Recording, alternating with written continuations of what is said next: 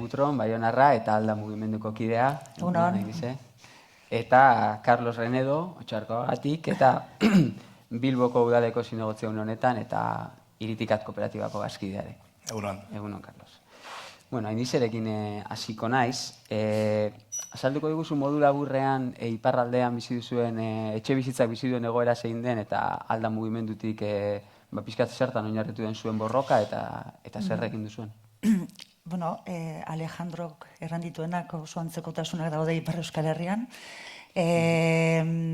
Beraz, ez dakite balio duen berriz errepikatzea. Gu Ipar Euskal Herrian etxebizitzaren gaia ez da berria, aspaldi hontan salatu izan da edo mahai gainean izan da etxebizitzarekin zegoen presioa eta bereziki presioek eragiten zuten presioa. Eta bereziki etxebizitza salmenten prezioak eragiten zuela gero alokairuen prezioetan ere bai. Gu Alda bezala hasi gira lanean orain dela 4 urte eta genuena zen begiratu herritarren defentsarako elkarte bezala sortu zen. Hastapenean ez zen etxebizitzaren gure arloan. Eta gero ireki da, gero hasi da lan egiten etxebizitzaren gaiarekin zen auzo herriko horietan etxebizitzaren arazoak eragiten zituen arazoengatik. Guk gehien bat Alda bezala egin duguna da alokatzaileen edo inkilinoen edo egoera mahai gaineratu. Ordura arte, orain arte gutxi aipatzen zena, bai kontratu iruzurrak, bai presioen, igilezinen eta jabe batzuen praktika ilegalak, eta etxebizitza turistikoarenak, eta bar. Eta gu hasi dugularik borroka, bai ekintzak eginez, okupazioak, bai manifestaliak eginez, bai izan da egoera hori mahai gaineratzea, eta hastapenetik arraitea arautu bertzela, eta ezin zela etxebizitzaren gaia eta erosmenaren presio bakarre horretan utzi. Mi esker. Iratxe, galdera da, zer dela eta erabakitzen duen LAB sindikatuak etxebizitzaren borrokan murgiltzea, ulertuta ez dela izan azkenengo hamarkadetan behintzat etxebizitzaren sindikatuen borroka eremu nagusia, eta zertan ari zareten. Bale, egunon. Pizkat kokatzeko LAB bezalako sindikatu bat nola heltzen den hausnarketa honetara. Kokatzen da hausnarketa orokorrago baten baitan, seguramente askok ezagutuko duzue. LABek duela urte batzuk hasten du sindikalismoa birpentsatzeko prozesua, eta prozesu horren baitan identifikatzen den gakoetako bat da, langileen desjabetzerako eremuak enpleguaren mundutik harago zabaltzen ari direla, eta eremu horiei ere erantzun ezean, gure praktika kamusten joango zela, edo gure gaitasuna eragiteko kamusten joango zela. Hor, hausnarketa ezberdinak egiten dira, feminismotik, antirrazismotik, ekosozialismotik, eta horien baitan ikusten da etxebizitzaren eremua zela elementu funtsezko bat langileun bizitzei gero eta gehiago eragiten ziena. Batez ere prezio egoeragatik, soldaten gero eta zati handiagoak ies egiten duelako etxebizitza ordaintzera, baina momentu edo koiunturatik harago, pizkate Alejandrok lehen aipatu duen ibilbide horretan, etxebizitza oinarrizko eskubide bat izanik ez dela inoiz pentsatu praktikan eta materialki bermatu beharreko eskubide gisa, ez? Eta beraz, etxebizitzaren abazela ekonomikoki desjabetzeko, langileak ekonomikoki desjabetzeko eremu bat. Zorpetzea altuengatik, horrek eragiten duen menpekotasunagaitik, ez? Eta mentalitateagaitik bizitzari eta borrokari aurre egiteko momentuan, eta bar. Orduan hori izango litzateke, hausnarketaren lehenengo deribada, Eta bigarrena izango litzateke, askotan etxe bizitza erronka hitz egiten dugula, baina pizkat Alejandrok ere marraztu du etxe bizitzaren gatazka. Osea, etxe bizitzaren eremuan badaude sektore ekonomiko batzuk euren interesak defendatzen dituztenak politikarien aurrean, eta momentu honetan etxe bizitza sortu, ekoiztu eta merkaturatzeko prozesuan kontrol osoa daukatenak eta politika publikoak horien menpekoak izan dira. Eta horren aurrean ikusten genuen, lan eremuan horri sindikalismotik erantzuten zaion bezala, etxe bizitzaren eremuan ere sindikalismotik erantzun dakioke. Eta gainera, bada praktikan ugaritzen ari den eremu bat. Euskal Herrian baude hainbat esperientzia, estatuan ere baude esperientzia indartzuak ez eta indarra lortu dutenak azken urteetan, sindikatu inkilitan, edo sindikate jo bat ere, baina herrialde eta hiri askotan, eta pizkat Alejandrok esan du, ez ezagunak direla presioen erregulaziorako esperientziak, herrialde askotan etxe bizitza sindikalismoa arautua dago eta formalizatua dago.